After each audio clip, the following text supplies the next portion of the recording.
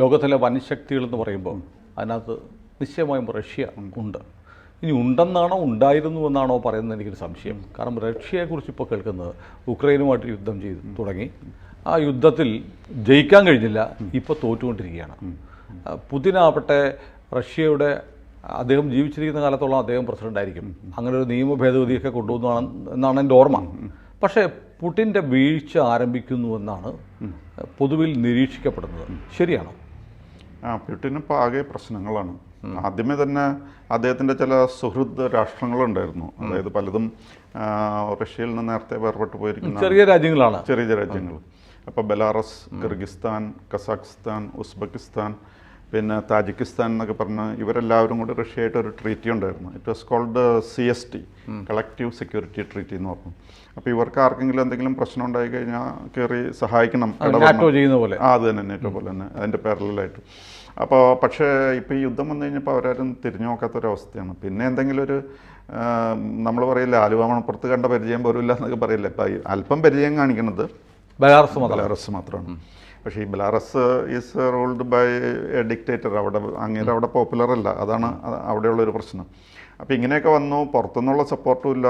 അതിൻ്റെ ഇടയ്ക്ക് കാര്യങ്ങൾ പെട്ടെന്ന് വഷളായത് ഇപ്പോൾ കേർസ്ക് റീജിയനിലേക്ക് ഇവർ ഇടിച്ചു കയറി. പിന്നെ അതിൻ്റെ 1000 കിലോമീറ്റർ പിടിച്ചെടുത്തു എന്നാണ് പറയണേ.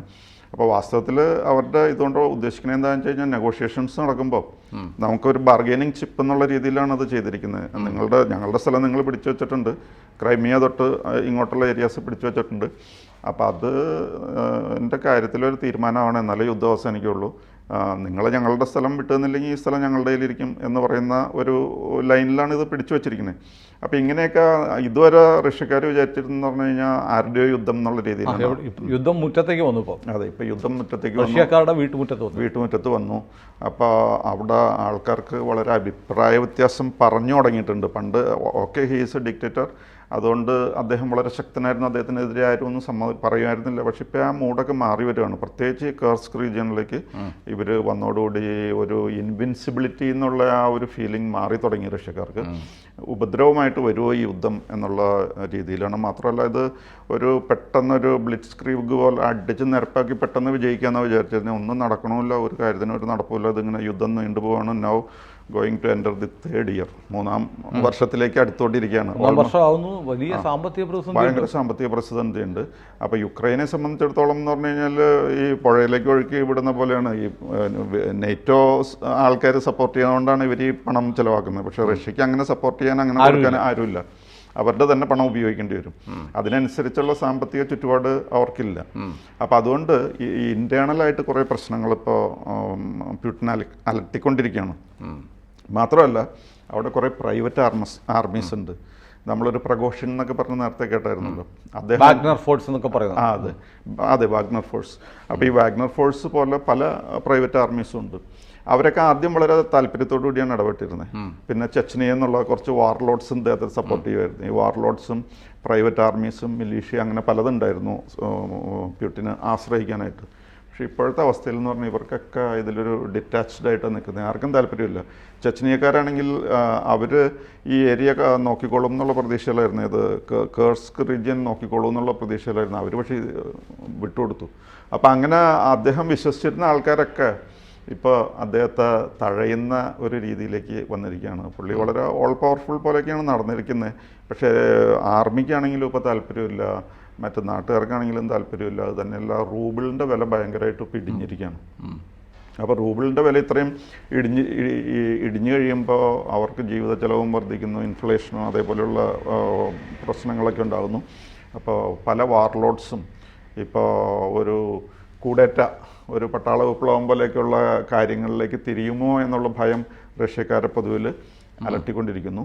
പിന്നെ പുടിൻ എന്ന് പറഞ്ഞു കഴിഞ്ഞാൽ anyway he's A dictator and തന്നെത്താൻ വോളണ്ടറിലി റിസൈൻ ചെയ്ത് പോകില്ല എന്നുള്ളത് എല്ലാവർക്കും അറിയാം. കാരണം റിസൈൻ ചെയ്ത് പോയാലും അപകടമാണ്. He has created a number of enemies. ഡിക്റ്റേറ്റേഴ്സിന് എവിടെയാലും ഇതുണ്ടാവില്ല. അപ്പോൾ അധികാരമില്ലാതെ അവിടെ ജീവിച്ചിരിക്കാൻ തന്നെ പാടായിരിക്കും. അപ്പോൾ അതുകൊണ്ട് ഒരിക്കലും അദ്ദേഹം തന്നെത്താൻ വിട്ടുപോകില്ല. അപ്പോൾ ഈ സാഹചര്യത്തിൽ എന്തൊക്കെയാണ് സംഭവിക്കാൻ പോണേ എന്നുള്ളൊരു പ്രശ്നം അവിടെ ഉണ്ട്. പിന്നെ നേറ്റോ ആണെങ്കിൽ അവർ പ്രത്യേകിച്ച് കൺട്രോളൊന്നും ഇല്ലാതെ തന്നെ സപ്പോർട്ട് ചെയ്തുകൊണ്ടിരിക്കുകയാണ്. പക്ഷേ ചൈന റഷ്യയെ സഹായിക്കുന്നുണ്ടല്ലോ. ചൈന റഷ്യയെ കാശ് കൊടുത്ത് സഹായിക്കില്ല. കാശ് അവരുടെ കയ്യിൽ കൂടെയുണ്ട്, നമ്മൾ കൂടെയുണ്ടെന്ന് പറയും. നിനക്കൊരു പ്രശ്നം വരുന്നത് വരെ ഞാൻ കൂടെയുണ്ട്. നമ്മുടെ സർക്കാർ കൂടെയുണ്ടെന്ന് നമ്മുടെ സർക്കാർ പറയണ പോലെ കൂടെയുണ്ട്, ഞങ്ങൾ കൂടെയുണ്ടെന്ന് പലസ്തീനോട് പറയുന്ന പോലെ. അതെ. അതേസമയം ഒരു കാരണവശാലും അവർ പൈസ മുടക്കിയിട്ടുള്ള ഒരു ഇടപാടും ചെയ്യില്ല. ഇപ്പോൾ പാകിസ്ഥാനായിട്ട് വളരെ ലോഹ്യമാണല്ലോ. പക്ഷേ പാകിസ്ഥാൻ എന്നറിയാം, ചൈന ഇന്ത്യയായിട്ട് കൂടില്ല. ചൈന കൂടാണെങ്കിൽ പാകിസ്ഥാൻ്റെ കൂടെ കൂടുള്ളൂ. പിന്നെ ഇന്ത്യയിൽ നിന്നും കുറച്ച് ഭൂമി പിടിച്ചെടുത്തത് കൊണ്ട് ചൈനയ്ക്ക് കൊടുത്തിട്ടുണ്ട്. അങ്ങനെയൊക്കെ വളരെ ലോഹ്യമാണ്.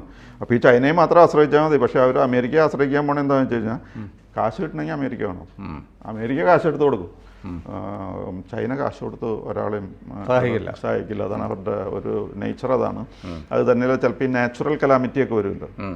നാച്ചുറൽ കലാമിറ്റിയൊക്കെ വരുമ്പോൾ ചിലപ്പോൾ അവർ കൊടുക്കുന്ന തുക കേട്ട് കഴിഞ്ഞാൽ നമ്മൾ പ്രൈവറ്റ് ആൾക്കാർ ആർക്കെങ്കിലും എന്തെങ്കിലും സഹായം കൊടുക്കണ പോലെയാണ്. എന്തെങ്കിലും വളരെ നിസ്സാര പൈസ കൊടുക്കുള്ളൂ. അപ്പോൾ അതുകൊണ്ട് ചൈനയിൽ നിന്നും സപ്പോർട്ട് കിട്ടിയിട്ട് കാര്യം നടക്കില്ല. പിന്നെ ആയുധങ്ങളൊന്നും അവർ അങ്ങനെ കൈവിട്ട് കൊടുക്കണില്ല. ഇറാൻ കുറച്ച് കൊടുത്തായിരുന്നു, ഡ്രോൺസ് കൊടുത്തായിരുന്നു. പക്ഷേ ഇറാൻ്റെ ഈ സാധനങ്ങൾ വാങ്ങിക്കുമ്പോഴുള്ള പ്രശ്നം എന്താണെന്ന് വെച്ച് കഴിഞ്ഞാൽ, ഇറാൻ ഇനിയിപ്പോൾ ഇസ്രായേലായിട്ടൊരു യുദ്ധം ചെയ്ത് കഴിയുമ്പോൾ എന്തെങ്കിലും സഹായം അങ്ങോട്ട് ചെയ്യേണ്ടി വരില്ലേ. അത് അവർക്ക് വലിയ ബാധ്യതയാവും. അപ്പോൾ അതുകൊണ്ട് ചുരുക്കത്തിൽ പറഞ്ഞാൽ ഇപ്പോഴത്തെ സാഹചര്യത്തിൽ ഇവർക്ക് ഈ റഷ്യക്ക് വേറെ ആരും അവരെ സപ്പോർട്ട് ചെയ്യാനുമില്ല. റഷ്യ വല്ലാതെ വശം കിടന്നു. അതാണ് ഇപ്പോഴത്തെ അവസ്ഥ. അപ്പോൾ അങ്ങനെ ഒരു ബുദ്ധിമുട്ടിൽ ചെന്ന് ചാടിയിരിക്കുകയാണ്. ഈ വല്ലാത്തൊരു പുലിപാലാണ് ഈ യുദ്ധം വഴി അദ്ദേഹം പിടിച്ചെടുത്തത്. മാത്രമല്ല, അദ്ദേഹം ഇപ്പോൾ ഒരു ഹീറോ അല്ല. ഹീറോ അല്ല, അതാണ് പ്രശ്നം. ഹീറോയിൽ നിന്ന് സീറോയിലേക്കുള്ള യാത്രയിലാണ് ആ പ്രയാണം അങ്ങനെ നിർബാധം തുടർന്നുകൊണ്ടിരിക്കും. പക്ഷെ വേറെ കാര്യമുണ്ട്, നമുക്കൊരു വലിയ നഷ്ടമാണ്. എക്കാലത്തും ലോകത്ത് ഇന്ത്യക്ക് ഏറ്റവും കൂടുതൽ ആശ്രയിക്കാവുന്ന ഒരു രാജ്യം സോവിയറ്റ് യൂണിയൻ ആയിരുന്നു. അപ്പോൾ യുക്രൈൻ അതിനൊരു മറുപടി പറയുന്നുണ്ട്. ഇപ്പോൾ മോഡിയുടെയൊക്കെ സ്റ്റാൻഡ് അതായിരുന്നല്ലോ. അന്ന് നിങ്ങളെ സഹായിച്ചത് ഇപ്പോഴത്തെ റഷ്യ അല്ല, വേറെ റഷ്യയാണ്. ആ റഷ്യയിൽ ഞങ്ങളും ഉണ്ടായിരുന്നു. ഈ റഷ്യ ഇന്ത്യ ബംഗ്ലാദേശിൻ്റെ സമയത്ത് സപ്പോർട്ട് ചെയ്തെന്ന് പറഞ്ഞാൽ ആ സമയത്ത് യുക്രൈനും റഷ്യയുടെ സോവിയറ്റ് യൂണിയന്റെ ഭാഗമായിരുന്നു. അപ്പം ഞങ്ങളൊക്കെ കൂടിയാണ് സപ്പോർട്ട് ചെയ്തത്. ഞങ്ങൾ വേറെ ആൾക്കാരായിട്ട് കാണണ്ടെന്നുള്ളതാണ് യുക്രൈൻ്റെ സ്റ്റാൻഡ്. അത് ശരിയാണല്ലോ. ഇപ്പോൾ മാറിപ്പോയെന്ന് മാത്രമേ ഉള്ളൂ. അപ്പോൾ അല്ല, മാറിയെങ്കിൽ പോലും സോവിയറ്റ് യൂണിയൻ ശിഥിലമായി പോയിട്ടും റഷ്യ ഇന്ത്യയോടുള്ള ഒരു താല്പര്യം വെച്ചുണ്ട്. നമ്മളാണെങ്കിലും അത് വെച്ച് പുലർത്തിയാണ് മുന്നോട്ട് പോയത്. അപ്പോൾ അങ്ങനെ നമുക്കൊരു പ്രശ്നം വന്നാൽ നമ്മുടെ കൂടെ നിൽക്കുന്ന ഒരു ബിഗ് ബ്രോ ആയിരുന്നു എക്കാലത്തും റഷ്യ. അപ്പോൾ റഷ്യയുടെ വീഴ്ച, അത് പുതിനാവട്ടെ മറ്റാരെങ്കിലും ആവട്ടെ, അവരുടെ വിദേശ നയം അങ്ങനെയായിരുന്നു. മാത്രമല്ല, പുടിനെതിരെ ലോക കോടതിയുടെ ഒരു ഓർഡർ ഇയാളെ അറസ്റ്റ് ചെയ്യണമെന്ന്. അതെ അതെ അതെ, നെതന്യാഹുവിനെതിരെ വന്നതുപോലെ തന്നെ. മാത്രമല്ല, ഈ പുടിൻ ഇങ്ങനെ അൺപോപ്പുലർ ആകുമ്പോൾ മറുവശത്ത് വേറൊരു സംഗതി സംഭവിക്കുന്നുണ്ട്. ഈ പറയുന്ന യുക്രൈൻ്റെ നേതാവ് ഉണ്ടല്ലോ, Zelensky is becoming very popular and a great hero. നേറ്റോയിലും മറ്റ് വെസ്റ്റേൺ കൺട്രീസിലൊക്കെ അദ്ദേഹത്തിന് ഭയങ്കര ഇമേജാണ്. മാത്രമല്ല, ഈ യുദ്ധം തുടങ്ങിയതിന് ശേഷം ഒരു പ്രാവശ്യം ഏതോ വർഷം മാൻ ഓഫ് ദി ഇയർ ആയിട്ട് ടൈം വാരിക തെരഞ്ഞെടുത്തത് ഇദ്ദേഹത്തെ, ഈ സെലൻസ്കി. മാത്രമല്ല, മറ്റൊന്ന് കണ്ടു, ഇതുമായി ബന്ധപ്പെട്ട് ഉള്ള വേറൊരു കാര്യമാണ് ഞാൻ പറയുന്നത്. അപ്പോൾ ഉക്രൈനിലേക്ക് മോദി പോകുമ്പോൾ റഷ്യ ആ സന്ദർശന സമയത്ത് ആക്രമണം നിർത്തിവെച്ചിരുന്നു. അപ്പോഴും നമ്മളോടുള്ളൊരു കൺസേഷൻ അല്ല, ഇതിന്റെ വേറൊരു വശമുണ്ട്. പണ്ട് വാജ്പേയി പ്രൈം മിനിസ്റ്റർ ആയിരുന്നപ്പോൾ ചൈന സന്ദർശിച്ചിരുന്നു. ചൈന സന്ദർശിച്ച് ഭയങ്കര ഇതുപോലെ ഷെയ്ക്കാനും കാര്യങ്ങളൊക്കെ നടക്കുന്ന സമയത്ത് വിയറ്റ്നാമിനെ കയറി ചൈന ആക്രമിച്ചു.